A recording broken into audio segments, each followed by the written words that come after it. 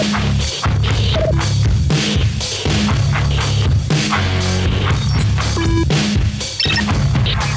morning, good evening, good afternoon, BookTube, and welcome to the show. If you're already part of this family of dorks, then welcome back. I love you all. My spoiler warning for this video, because I do spoil books when I review them, it's going to be somewhere in the middle of the road, nothing too serious, because it's part one of a bigger story, and there isn't really any massive twists that are going to ruin the whole book for you. However, if you do want to go in completely dry, just like your mum, then I suggest reading the book and coming back later. I know, right? Deja vu.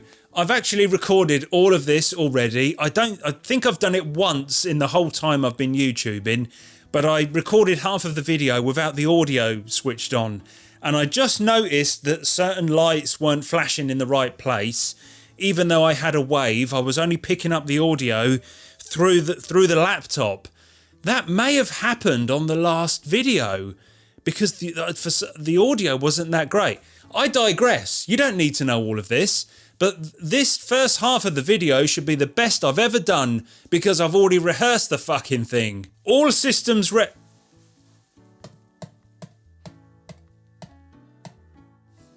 Is that red? Yeah? Are you sure? All systems red. Book 1 of the Murderbot Diaries by Martha Wells. I think there are 4 novellas that make up one continuous story, one arc, which is books 1 to 4. Book 5 is a full novel, I believe, and book 6, which is also a full novel, is on the way. But I've only read book 1, the novella, All Systems Red. This was recommended to me by a few people on Discord and in the YouTube comments, but only in the last few months. So what's happened with Murderbot that's pushed it right up there into the zeitgeist very recently? Everybody seems to be talking about it. Soon as I started reading it, a couple of massive booktubers reviewed it on their channels within the same week. So if I'm accused of copying other people's content, then I have evidence to prove otherwise, okay? Okay? Personally, I do confess that I only pushed this up to the top of my reading list because of the name, Murderbot. It's so simple, but I love it. It conjures up all sorts of thoughts and images. What is that? A robot designed to murder people? I had to read it straight away. The plot. We're in the future on an alien planet, and humans seem to be colonising other planets and landing teams on there, teams of astronauts. So we have this science team that have set up a base, and they have with them a cyborg, a security unit, a humanoid looking robot there to protect them. It's a soldier robot, humanoid robot thing. I believe that even before this story takes place, this cyborg has hacked its own system and fail-safes. So it's now more self-aware. No, that doesn't sound right. It's now free to explore what it is and do what it wants because it doesn't have these restraints. It doesn't have this governor program. This science team loses contact with the only other humans on the planet, which is another science team, I don't know, 100 miles away or something. Then a conspiracy emerges that endangers the lives of everyone, and Murderbot has to figure out how to save all the humans, whether Murderbot actually wants to save them or not, and convince the humans that it's not going to murder everyone. Sort of. There is a lot more to it than that, of course there is, but quite honestly, I didn't care too much for the plot or the story. I wasn't that bothered about the nuts and bolts of what was going on and how it all fit together. And I don't think Martha Wells did either, because fundamentally this is a story of artificial intelligence becoming something more. It's not a space opera. So let me get those slight negatives out of the way. It's nothing too major, but let's just move them to one side so I can get on with talking about what I loved about the book. Greetings from the future. These videos take a lot of time and effort and a little bit of money to make. money which we don't have. You can watch all of our videos for free on YouTube, or if you would like to support the channel, you can use Buy Me a Coffee, which is an online tipping service. Get yourself a t-shirt or a mug or some socks at the merch store. But best of all, we have a Patreon. You'll gain access to our exclusive Discord, home of the world's greatest read-alongs, the podcast Radio Death Cult, and of course, you can tell your friends and family that you've joined a death cult. Links in the description and on our YouTube homepage. Thank you so much.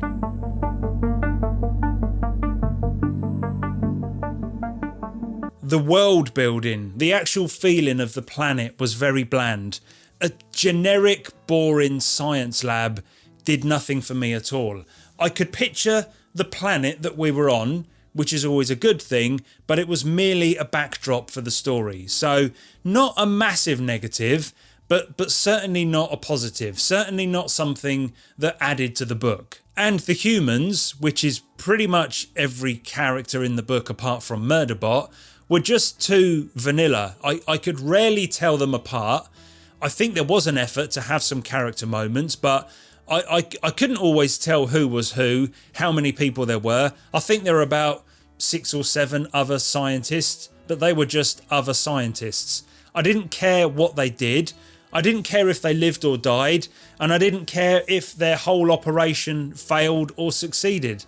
I guess I'm just a heartless bastard. However, the whole book is told through Murderbot's eyes, and because she, and I always considered Murderbot a she, which I'll get onto that in a second, because her view of the world is probably one where humans are all very similar and her surroundings is just a functional thing, that's probably why these things came across as not very interesting. So my negatives may be very good writing, accurate and totally intentional.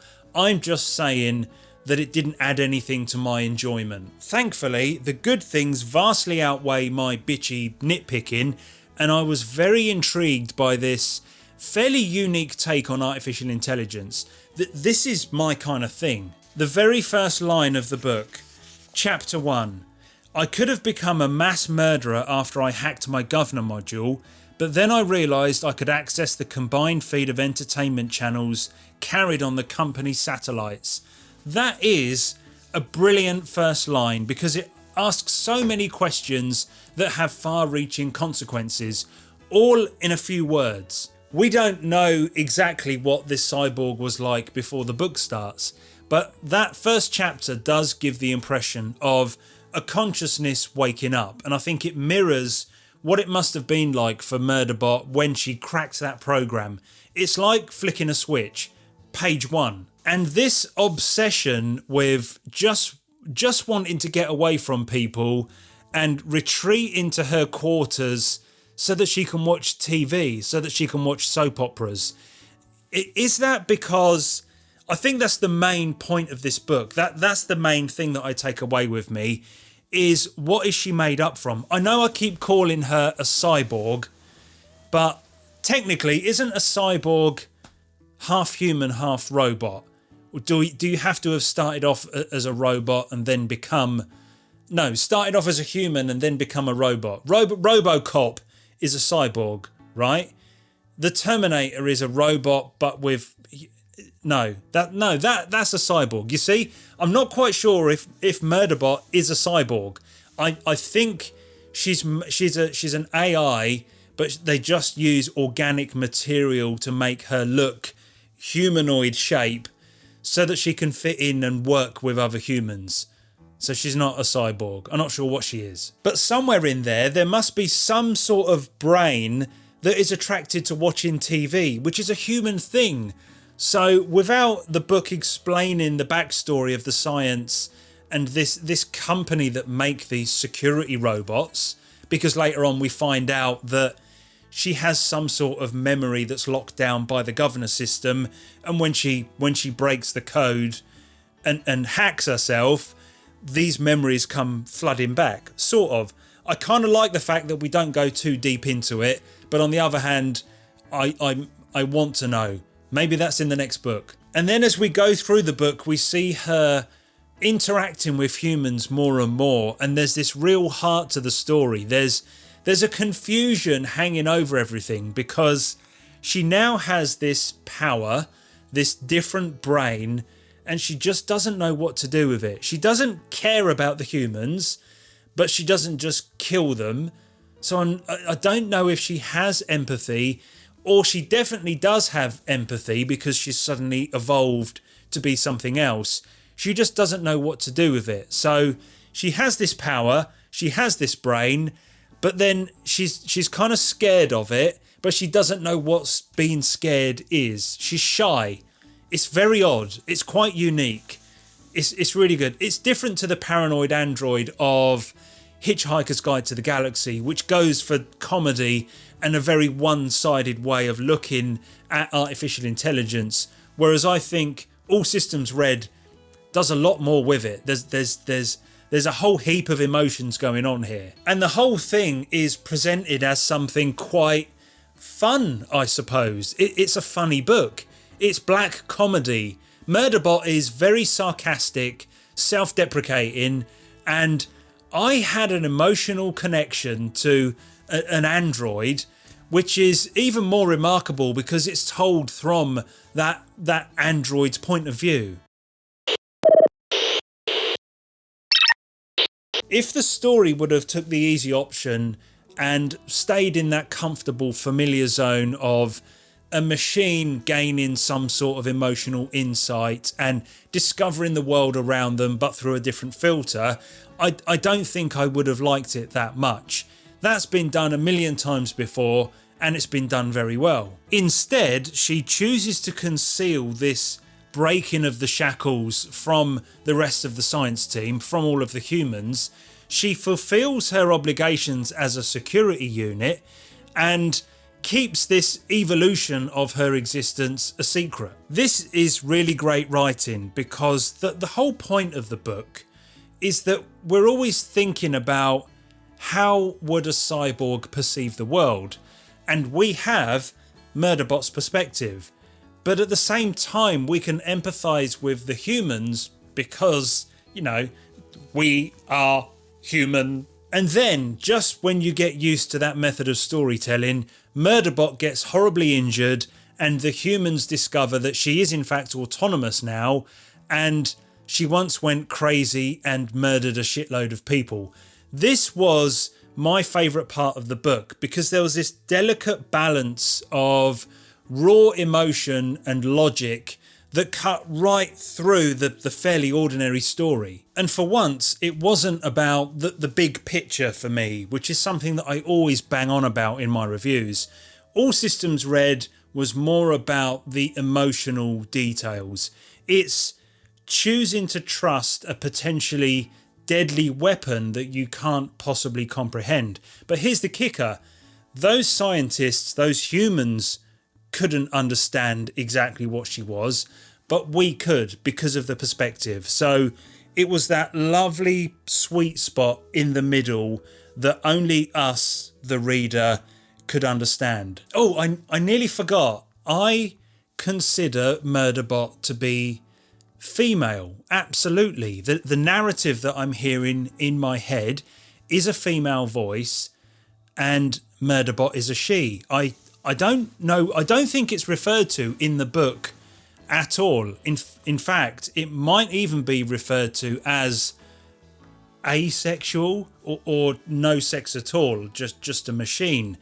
I think it's because of the artwork on the book that there is this thing here that looks like this neck thing that looks a little bit like a hood, but my brain must have said that's long hair, that's female, and it's a first impressions thing, because the second I just went, oh, it's a female robot, that's it. I never looked back, or I didn't think about it. Maybe that changes the way I think about the story, but I don't know why. There are preconceived notions going on about why a female robot would be so much cooler than a male robot, or certainly different, or more vulnerable, more emotional. I just don't know. And in my research for this video, I watched a couple of other reviews and they referred to Murderbot as a him, which is just wrong. It's just weird. All Systems Red is not a perfect book because there's not much here. The page count is quite low. It's a novella, and so I don't want any negatives at all in that. I want it to be like a short story that's very compact, and those negatives did detract from the vibe just a little bit. Just a bit. But it's all about the actual Murderbot, the unit, the robot, the cyborg, the person, and she is an utterly compelling character for so many reasons. But I do think it's quite reliant on the situation that the book puts her in. The next novel, the next novella, is probably going to take her away from this. In fact, we do know that the situation has changed, and I wonder what they will do, because they can't just tell the same story again. We can't have another story of a consciousness waking up and humans not knowing whether to trust it or not. So I really do want to know what they do in the next story. A score for All Systems Red, it's got to be somewhere around the 80 mark. I can't go higher than that because I'm not quite feeling the perfection. But it was very enjoyable, and I will be continuing with the series. So I'm going for a 79. That's a pretty damn good score. Did you love All Systems Red? Which I think a lot of you did. Did you hate All Systems Red? I don't think there's anyone in this camp. Or are you somewhere here, like me, good but not great? Let us know in the comments, please.